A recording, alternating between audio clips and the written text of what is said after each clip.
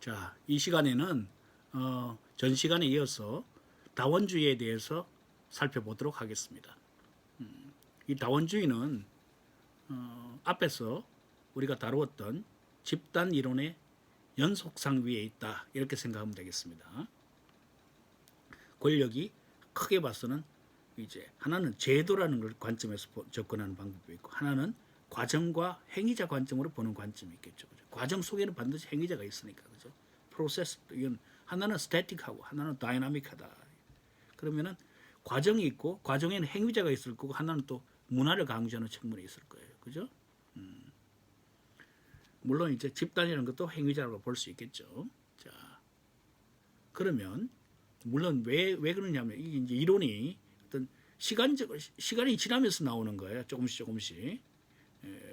옛날부터 연구하던 것은 제도론이 있었고 1920년대 뭐 아까 1908년 그랬지만 지난 시간에 집단 이론은 뭐 이미 벤털리가 1908년에 책을 냈지만 1920, 30년대 굉장히 20년대, 10년대, 20년대 집단 이론이 유행이 됐다면 그 이후에는 새로운 사회의 주체로서의 사회적 행위자들의 행태를 연구하는 이제 심리학과 사회학이 발달하게 됨에 따라서 그 영향을 정치학이 받았어요. 그래서 정치학도 정치과학을 만들겠다.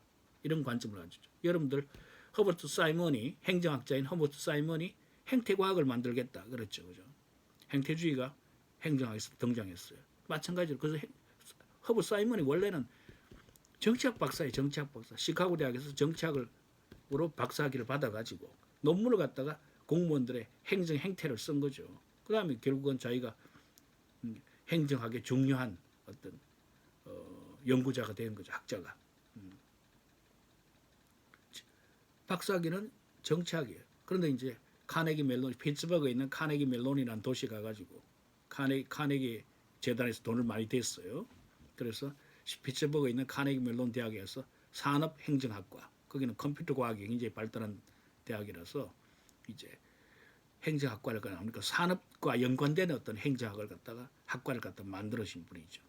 그리고 자기 활동 영역은 허버트 사이먼은 정치학에서 활동하고 행정학에서 활동하고 나중에는 재밌는 거는 허버트 사이먼은 노벨 경제학상을 받았어요. 바로 여러분들이 나중에 행정학에서 배운지 모르지만 bounded rationality, 제한된 합리성 그런 개념을 갖다가 허버트 사이먼이 개발을 해가지고 이 사람은 거의 뭐 천재죠. 천재라기보다는 자, 유명한 학자는 여러 군데에 영향을 미쳐요. 처음에는 시작은 정치학이었지만 자기의 융성은 행정하고 나중에는 노벨 경제학상을 받고 이 사람이 또 인지과학을 또 해가지고 컴퓨터 공학과에도 컴퓨터 과학과에도 영향을 미쳤어요. 또 심리학과에도 영향을 미쳤어요.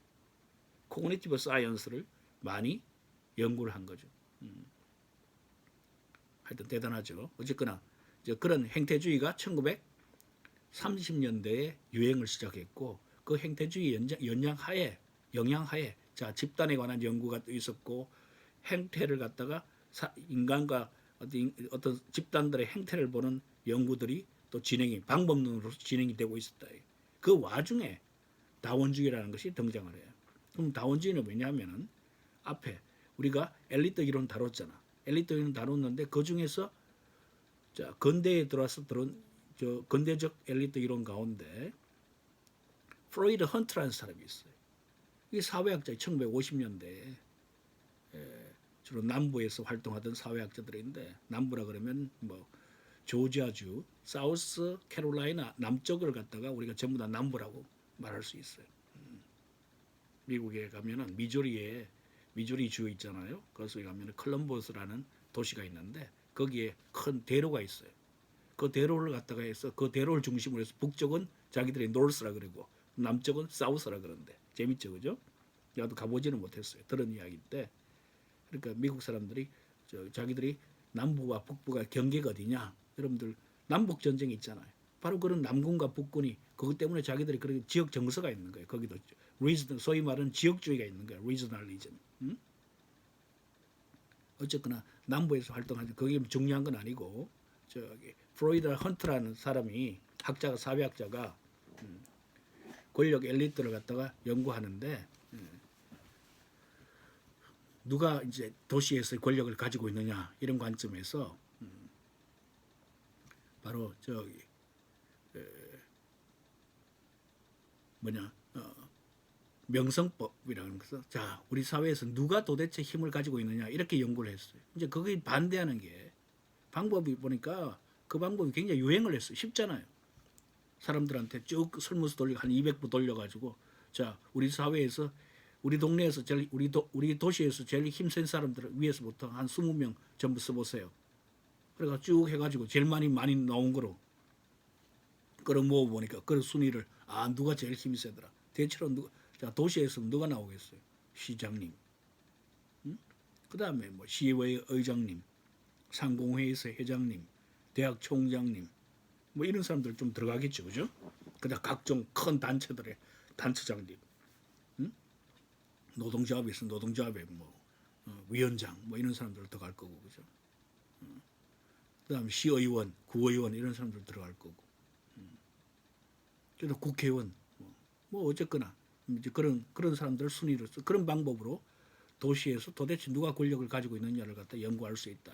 그것이 이제 프로이드 헌터가 연구했던 명성법이라는 건데 reputational method라 그래요. 그에 반해서 이제 예일 대학교의 정치학과에 있던 로버트 달이라는 교수는 자기 제자들하고 나중에 제자들이 다 잘 돼가지고 잘 됐다는 게 전부 다 뭐 이제 예일 대학교가 한때 이제 우리 정치학에서는 학파가 제일 힘이 세다 이렇게 이야기를 했는데 시카고 학파가 있고 예일 학파가 있고 예일 대학 학파가 있고 미시간 대학교 미시간 학파가 있고 이런 판인데 저 달의 제자들이 전부 뭐 하버드, 프린스턴, 버클리, UC 버클리 이런데 전부 다 취직을 했어. 그 넬슨 펄스비라는 학자, 레이몬 월핀즈라는 학자 이런 사람 전부 다 버클리 취직했고 펄스비는 다 미국 정치학교 회장도 있고 달 본인도 미국 정치학교 회장을 했습니다만 자기 제자들을 갖다 전부 유스 대학에 다 취직. 그래서 엄청난 나중에 유명해진 학자가 됐는데 이 달이라는 학자가 자기 제자들하고 대학원생 그 당시는 다 대학원생들이 있죠. 펄스비 이런 사람들이 이 펄스비하고 같이 펄스비 월핀즈 그 대학원생들하고 자기 생각에는 그건 아닌 것 같다. 권력이라는 게 그 사람이 예를 들어서 어떤 사람이 권력을 가지고 있다 하더라도 항상 권력을 언제나 모든 분야에서 가질까? 이런 의문을 갖다 우리가 가질 수 있잖아요. 그죠? 바로 그 점에 착안을 해서 그러면 자기 생각에는 자 예일 대학에 있는 데가 커네티커트 주에 뉴헤븐이라는 도시에 있어요. 조그만 타운이죠. 그러면 뉴헤븐 시에는 도대체 권력을 누가 가지고 있는가 연구를 해보자. 물론 앞에서 말한 우리 프로이드 헌트라는 학자가 했던 걸 연구를 해서 자기는 그냥 이렇게 하면 되겠지만 자기는 그거하고는 좀 틀릴 것 같다 이거야. 그럼 자기가 내세운 방법이냐? 자 정책 사례별로도 똑같이 권력이 있다고 생각하는 사람들이 항상 그 권력 똑같을까? 이런 의문을 가진 거죠. 우리가 생각할 수 있잖아요. 정책 사례별로 좀 다르게 나올 것 같은데, 그죠? 바로 그 점에 생각해서 이 사람이 자 제가 이 책이에요. 여러분들 한번 보여줄게요. 보여요, 여러분? Who governs? 자, 미국 사회에서 누가 권력을 가지고 있느냐? 이제 제가 여기에 보면 자기가 막판에 여러분들 보일란지 모르겠네. 메소드라고 딱 써 있어요. 나름대로는 여러 가지 복합적인 메소드를 갖다 여러 개를 이제 사용을 했어요. 한 6가지 되는데 이 사례를 갖다가 정치 사례를 갖다 분석을 해가지고 3가지 방법이에요. 시카고에서 뉴헤븐시에서 자기가 생각하는 가장 중요한 3가지 사례를 도심 재개발이 굉장히 중요하겠고 그다음 학교에서의 재정 배분이라든지 학교에서 주요 정책을 결정하는 사례가 굉장히 중요하겠고 그다음에 정치적 후보자들을 갖다가 누가 결정하는데 누가 영향을 미치는가 이 관점에서 그러니까 저기 어반 디벨롭먼트 그다음에 스쿨 도시의 어떤 이제 학교 내에 여러 가지 보조금 주는 정책이라든지 학교에 이제 주요 결정들을 하는데 영향을 미치는 거라든지 혹은 이제 political nomination 정치적인 후보 선임 과정 이런 데 영향을 미쳐서 세 가지를 연구를 해보니까 좀 어떻게 했어요? 결과는 어떻게 했어요? 다르게 나왔겠죠. 그죠? 헌터의 주장이라면 혹은 전통적인 엘리트론자들의 주장이라면 어떤 사람들이 우리가 엘리트라고 뭐 다른 절대로 엘리트라는 말을 써오지 않아요. 영향력이 더 있는 사람, 영향력이 적은 사람. 영향력이 있는 사람, 영향력이 없는 더 적은 사람이겠죠. 그죠? 영향이 더 큰 사람, 적은 사람 이런 컨셉으로 생각했지. 엘리트라는 용어를 안 써. 엘리트라는 건 바로 그 엘리트의 존재를 인정하는 거기 때문에 그 말을 쓰는 순간 다른 엘리트라는 개념이 안 맞다. 이거. 누가 더 영향력이 있다는 이야기는 내가 할 수 있다. 그죠? 근데 그 영향력이 있는 것도 언제나 항구적으로 있는 게 아니다. 모든 분야에. 그래서 바로 그 점을 갖다가 연구를 해보니까 어떻게 되느냐. 이 세 가지 정책에 대해서 다 다르게 영향력을 미치는 사람들이 다 다르게 나온 거예요. 그러니까 달에 얻은 결론이 뭐냐. 그래, 영향력이 더 있는 사람과 더 없는 사람은 차이는 있는데 쉽게 말해서 불평등의 차이는 있는데 불평등 나 없다 소리 안 한다. 불평등이 있다. 근데 그 불평등이 흩어져 있어. 달의 용어는 dispersed inequality. 분산된 불평등. 재밌죠, 그죠? 혹은 scattered inequality. dispersed 이런 용어를 딱 썼어요. dispersed inequality. 불평등이 있는데 dispersed 돼 있다. 왜? 미국 사회가 권력이 다 fragmented 나눠져 있고 이렇기 때문에 조직 구조가 정부의 구조가 자체가 fragmented 돼 있고 그다음에 디시전 프로세스도 굉장히 오픈돼 있고 이렇기 때문에 사실은 어느 일방이 소수의 그룹이 모든 분야에 영향력을 미치는 그런 엘리트적인 관점이 아니다. 그러니까 이 다원주의 관점 바로 프로이드 헌터류의 어떤 엘리트론에 대한 반대로 만들어진 거예요. 그런데 그 결론은 뭐냐? 미국 사회가 그만큼 다원화되어 있다는 이야기로 흘러간 거죠. 그죠? 사실은 뉴헤븐이라는 도시에 작은 도시에 어떤 권력 구조를 도시의 권력 구조를 연구했는데 해보니까 그 결과는 뭐냐? 미국 사회가 정책 분야마다 영향력을 미치는 사람들이 다양하더라. 그렇기 때문에 어느 소수의 사람들 손에 소수의 그룹의 권력이 들어가 있는 것도 아니고 굉장히 다양하더라. 이런 것을 갖다 발견한 거예요. 바로 그게 바로 political pluralism, 다원주의야. 자, 그럼 내용을 볼까요? 자, 대표적인 이론가 누구냐? 로버트 달과 찰스 림블럼이다. 림블럼이라는 학자는 여러분들 그 정책학 시간에 정책 결정론이나 들으면 거기 나와요. 바로 incrementalism 알죠? 들어봤죠?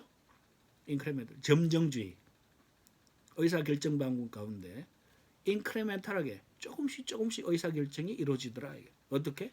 정치적 과정 속에서 주거니 받거니 하면서 각 정파 간에 각 단체들 간에 이익집단 간에 주거니 받거니 하면서 정책이라는 게 조금씩 피스밀로 크레멘트가 조각이에요. 그리고 인크레멘트 조금 인크레멘탈하게 예산이라는 게 더 그러죠. 전년도 예산에 준해가지고 조금씩 만들어지죠. 이 림블럼의 제자가 누구냐? 바로 또 유명한 정치학자이자 또 행정 예산론의 예산 정치에 상당히 일가를 했다. 에런 윌다브스키. 윌다브스키가 바로 찰스 림블럼의 제자인데 바로 미국의 의회의 예산 과정을 가지고 박사학위 논문을 썼어요. 림블럼의 지도를 받아가지고 림블럼이라는 학자도 사실은 재미있는 학자인데 이 사람 또 원래는 경제학 박사예요. 경제학 박사가 정치학과에 취직을 했어요. 달 같은 사람이 영향을 많이 줬죠. 림블럼이 전공이 계획경제야. 계획경제. 플랜드 이카노미. 폴리티컬 시스템. 아니 그러니까 경제체제론. 경제기획론이에요. 쉽게 말하면. 경제적 기획이 어떻게 이루어지는가. 그러니까 사회주의적인 어떤 기획을 갖다가 센트럴라이즈드 시스템과 디센트럴라이즈드 시스템의 어떤 경제기획을 갖다가 같이 비교 연구하고 이런 걸 했어요. 그러다 보니까 당시에 미국에 여러분들 들어봤겠지만 메카시즘이라는 게 있죠. 메카시는 폴 메카시라 메카시가 모르겠네. 저 존 메카시인지 하여튼 메카시라는 학자가 사람이 저 미국의 위스콘신주의 상원의원이었는데 연방 상원의원이었는데 이 사람이 미국 조야에 자 2차 대전 직후니까 공산주의자들이 다 스며들어 있다. 색출해야 된다. 미국의 안보적 이익을 위해서. 그래서 막 발칵 뒤집어진 거예요. 의회에서. 자기가 만나봤는데 공산주의자가 너무 많다 이거야. 미국 사회에. 언론에도 침투해 있고 정치권에도 침투해 있고 문화계에도 침투해 있고 그 뭐 그런 사고만 그래서 막 당시 1950년대 초반에 막 미국 사회가 시끄러웠던 거죠. 메카시 상원의원의 그 발언 때문에. 그러다 보니까 약간 사회주의적인 어떤 뭐 굳이 사회주의에 관한 연구를 한 것인데도 불구하고 사회주의적이다 이래가지고 린블럼이 자리를 못 잡는 거야 대학에. 응? 그럼 또 근데 이 기획론이거든, 플래닝이거든. 그런데 이제 보니까 이제 프로세스 같은 거 다루고 디시전 프로세스 다루고 이러니까 이제 예일의 정치학자들이 그럼 우리가 받을게 이래 돼가지고 정치학과의 교수가 돼버린 거예요. 그 다음에는 이 사람이 이제 플래닝 가르치고 디시전 가르치고 나중에 바로 정책학에 어떤 초기 만드는 정책학에 큰 어떤 영향을 미친 학자가 됐죠. 여러분들 우리가 뭐 지금 이제 policy making, policy 뭐 processor, 뭐 policy policy analysis, 정책 분석, 정책 평가 이런 용어를 갖다 쓰고 있지만 정치학과에서는 옛날에 그런 용어를 안 썼거든. 이제 팔로시에 대한 연구가 막 시작할 때 이 린블럼이 큰 영향을 갖다 미친 학자가 되었죠. 어쨌거나 그건 또 다른 이야기고 지금 되돌아가면 자 다원주의의 어떤 이제 주요 특징이 뭐냐? 자유주의적인 이데올로기의 중심으로서 사회에 다원화된 가치가 있다. 이 자유주의가 뭐냐? 자유는 각자 자유롭게 생각하는 거잖아요. 간섭을 덜 받겠다 이거잖아. 정부로부터, 국가로부터. 그러니까 다양한 생각이 있어요. 그 다양한 생각이 그냥 사회에도 다양한 가치와 다양한 생각이 있듯이 이 정치에서도 그것도 다양하게 있다 이겁니다. 그래서 개인의 권리와 권력 분산의 기초에서 집단의 다양성 이것이 바로 집단이 다양하다. 그 집단이 다양한 때문에 권력도 다양하게 편주되어 있다. 그러면 그 사람들이 주장하는 건 어떤 거냐? 간단하게 요약을 해놨는데 주요 명제는 사회는 다양한 조직체로 구성되어 있고 이들 조직체들을 구성하는 개인들은 자발적이고 공공정책은 집단 간의 자유로운 상호작용의 결과다. 그리고 정부는 이들 집단 간의 조화에 의해서 형성된 공통분모에 따라서 행동한다. 정부는 말이지 집단 간이 다 조율해가지고 거기에 따라서 행동하는데 정부도 역할을 갖다 여기도 너무 강조는 안 해요. 정부는 엄정한 어떤 중립자의 견제를 시장에서 시장이 작동이 잘 되도록 감시 감독하는 사람 혹은 각 개인들이 자유롭게 정당들이 자유롭게 경쟁하도록 혹은 개인들이 어떤 자기들의 이익을 위해서 서로 경쟁하도록 장을 만들어주고 자 관리 감독하는 어떤 감독자 역할 선량한 관리자 역할 이런 것이 바로 정부의 역할이에요. 다원주의에서. 그러니까 다원주의에서는 사회가 다 다원화되어 있어야 돼요. 그죠? 가치 체계가 다원화되어 있고 그다음에 권력이 여러 군데 편제돼 분산되어 있고 이런 가운데 서로 간에 경쟁을 하도록 그 장을 그 코로나 시스템을 유지해 주는 것 그것이 바로 정부의 역할이에요. 그러면 이익 집단은 뭐냐? 그 속에서 자기 이익을 추구하겠죠. 그죠? 바로 밑에 이익 집단의 역할이 되어 있어요. 이익 집단은 사회 구성원들의 이익을 표출하고 그들의 욕망을 형성시켜주는 것, 촉진하고 형성해. 그리고 사람들이 바로 그 이익들에서 자기들의 감정을 또 배출하는 역할도 해요. 사람들의 그런 다양한 역할들을 갖다 모아주고 감정을 표출하도록 하는 그런 역할이죠, 그죠? 그래서 집단의 어떤 집단은 바로 어떤 자기들의 어떤 기능적인 대표성이나 뭐냐면 그 역할을 갖다 대표해 준다 이거야. 응? 그래서 어느 정도의 정치 체계 내에서는 이익 대표의 기능을 수행한다. 말이 조금 어렵게 되어 있습니다. 여기 여기 써놓은 것은 제가 이제 책에 있는 내용들을 갖다 좀 요약을 했기 때문에 말이 이제 조금 어려운 감이 있어요. 여러분들 이제 책하고 같이 이제 검토를 해보시면 될 것 같은데, 그다음 마지막으로 사회 구성을 동원해서 이익 추구를 위한 여러 가지 정치 활동에 참여시키기도 한다. 그다음 정보를 제공하고 해가지고, 그건 아까 제가 이야기했고, 그러면 이러한 다원주의 이론의 문제점은 뭐냐? 아까 이미 제가 이야기했어. 영향력이 더 큰 집단이 있을 수 있다. 그런 이야기 있겠죠, 그죠? 근데 예를 들어서 우리가 영향력이 큰 집단이 있는데도 불구하고 그냥 이익 집단 간의 차이는 당연히 있을 수 있어. 불평등은 원래 있는 거야. 라고 생각하면 그러한 불평등한 구조를 갖다가 혹은 그런 이제 지나친 어떤 영향력의 차이가 있는 그 구조를 우리가 인정할 수밖에 없게 되잖아요. 바로 이와 같이 바로 불평등의 정당한 문제가 있다. 쉽게 말해서. 그죠? 국가가 정치적 분쟁에 있어서 중립적인 중재자로서 역할을 하기보다는 강력한 이익 집단에 종속될 우려도 있다. 또 불평등하게 형성된 구조 속에서 정치 질서가 만들어지기 때문에 불평등을 정당화할 우려가 있다. 핵심은 이거예요. 자, 아주 큰 집단이 있어요. 림블럼이 뭐라 그러냐면 미국 사회 같은 이런 다국적 기업들, 대기업들의 힘이 절대적이라는 거예요. 제가 이제 지방정치와 지방의회 시간에는 그런 이제 또 다원주의 이론을 또 상세하게 또 이야기하고 있는데, 한국 정부론 시간에는 제가 일부만 이렇게 제시합니다. 왜냐하면 그 다원주의, 도시 다원주의가 나온 것이 바로 찰스, 아까 제가 책으로 보여줬지만 이 후가번즈 책을 내가 좀 지방정치, 지방의회 시간에는 조금 상세하게 소개를 갖다 하는 편이에요. 뭐 여기서는 우리가 다른 것들을 많이 해야 되기 때문에 일반적인 것만 이제 이야기하는 다원주의의 관점을.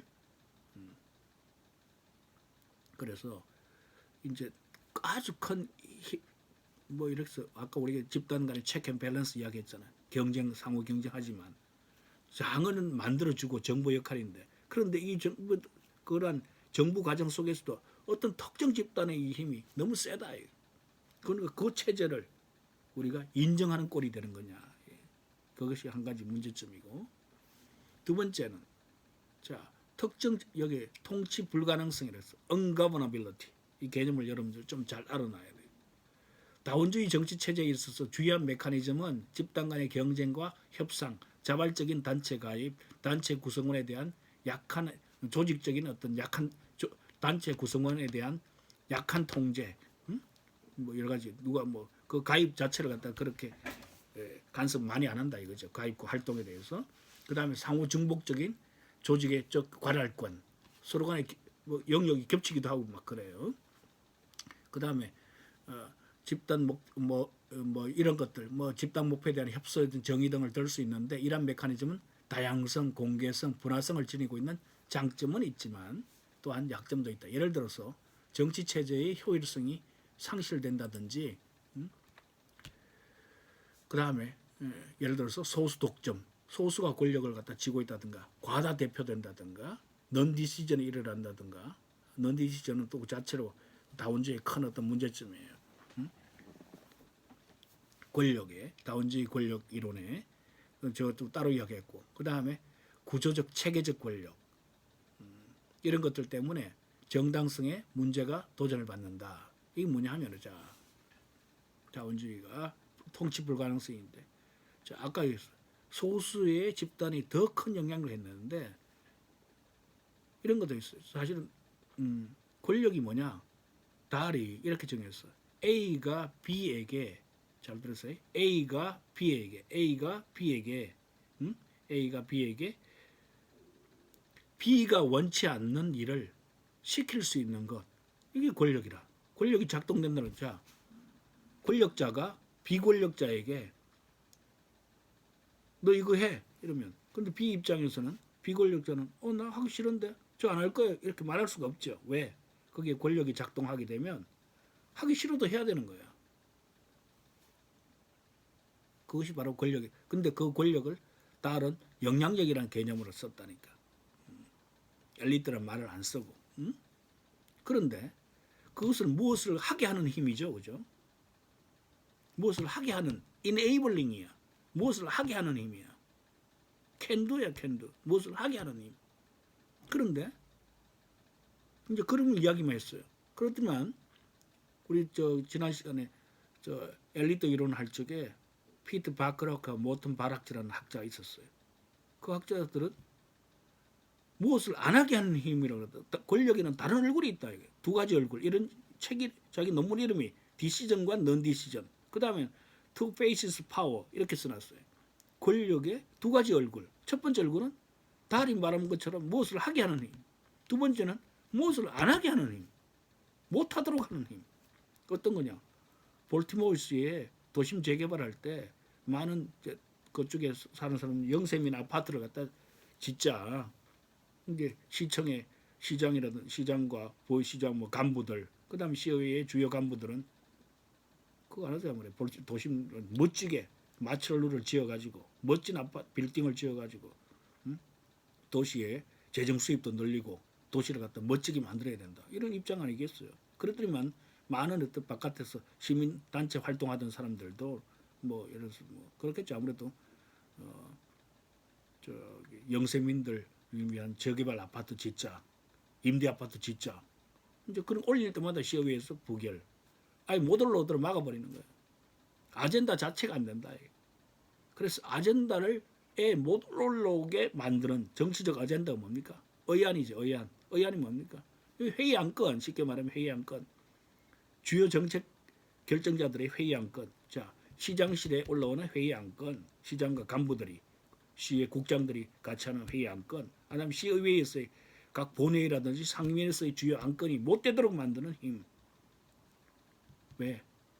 권력이 더 센 자와 더 센 없는 자의 차이가 있기 때문에. 그런데 이제 피트 바크라우가 바라치 입장, 그 사람이 그 사람이더라. 그러니까 자기들 입장에서는 새로운 엘리트다 이렇게 본 거예요. 다만 좀 더 다원주의, 그 옛날하고 틀리게 다원화된 사회지만 좀 더 힘센 사람이 분명히 있고 그 사람들이 바로 엘리트다. 근데 이제 바크라크가 이런 용어를 붙이죠. 데모크래틱 엘리트, 데모크래틱 엘리티즘, 민주적 엘리티즘 이런 용어를 갖다 쓰는데 이제 그 사람들이 조금 이제 좀 더 어떤 민주화되면 좋겠다 그런 희망을 갖다 가졌겠죠, 그죠?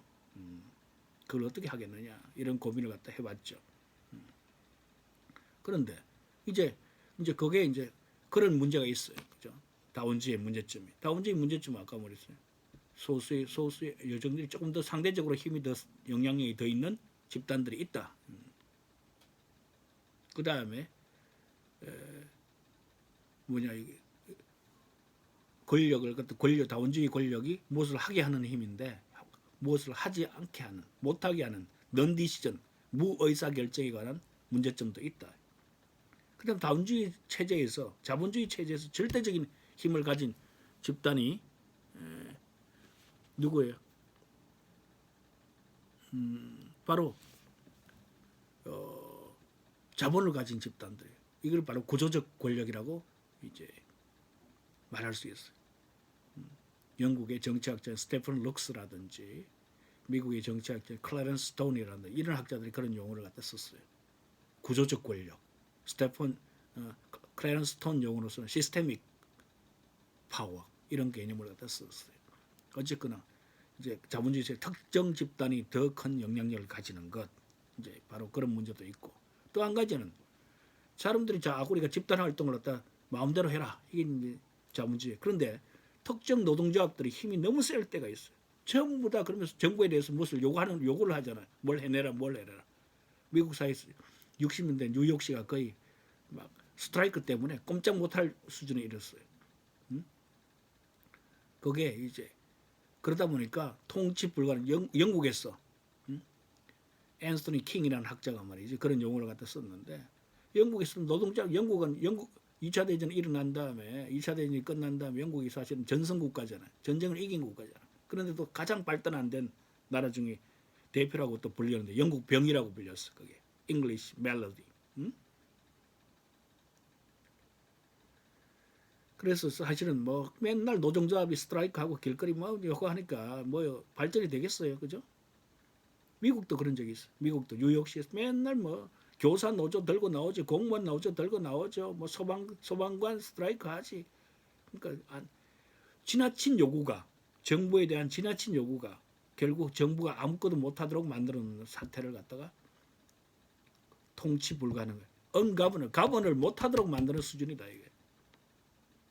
언가버너빌리티가 바로 민주주의의 위기다. 여기 그 극자에 있는 앤서니 킨, 리차드 로스라는 학자는 바로 이런 개념은 앤서니 킨이라는 언가버너빌리티 이런 용어를 썼고, 리차드 로즈라는 영국 정치학자는 overloaded government, 과부하된 정부 이런 용어를 썼고, 더글라스 예이츠는 ungovernable city, 예이츠라는 예일대학교의 정치학과의 교수, 도시정치 가르치는 사람은 나처럼 도시정치와 뭐 행정 이런 거 가르치는 사람인데, 예이츠는 the ungovernable city, 통치 불가능한 도시 이런 용어를 갖다 책을 썼어요. 바로 밑에 예이츠의 전문 용어가 있는데, 요거는 다음 시간에 제가 예이츠와 리차드 로스에 대해서 개념은 다음 시간에 이어서 하도록 해보겠습니다.